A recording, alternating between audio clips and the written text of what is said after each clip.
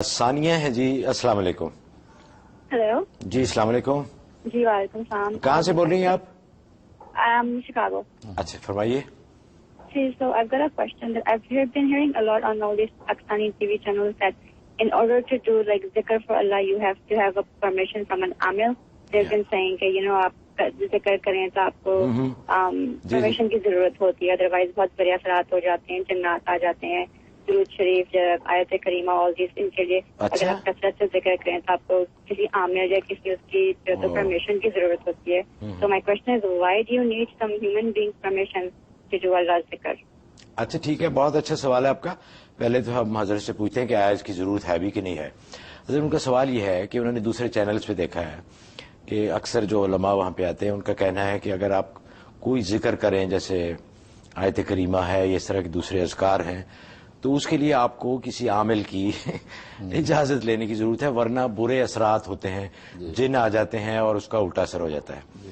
تو اصل میں ایسا ہے کہ اللہ تبارک و تعالیٰ کی دو طرح کی صفات ہیں، ایک صفات جمالی اور ایک صفات جلالی۔ تو بعض ذکر صفات جلالی کے ساتھ جڑے ہوئے ہیں اور بعض ذکر صفات جمالی کے ساتھ جڑے ہوئے ہیں۔ جو صفات جمالی کے ساتھ جو اذکار ہیں اس میں کسی قسم کی اجازت کی ضرورت نہیں ہوتی، وہ اگر وہ ذکر و اذکار کرتے رہیں کوئی مذاقہ نہیں ہے۔ جو صفات جلالی کے ساتھ جڑے ہوئے ہیں اس کے لیے اجازت کی ضرورت پیش آتی ہے۔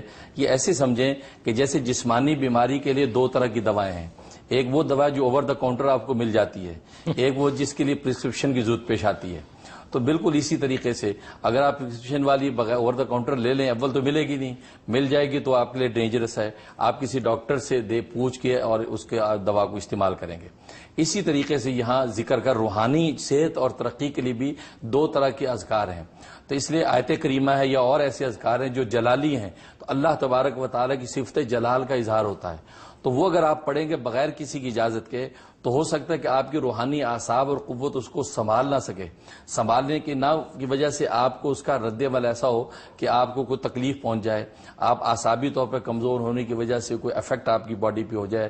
اس لیے کہتے ہیں کہ جب عامل یا عالم اجازت دیتا ہے تو اس کو پتہ ہوتا ہے کہ اس کو کتنی اجازت دینی ہے، کتنا پڑھنا ہے اس کو اور کس طریقے سے ٹیک کے کرنا ہے، اور پھر اجازت سے اس کی روحانی توجہ ہو جاتی ہے، برکت بڑھ جاتی ہے، اس لیے اجازت لی جاتی ہے۔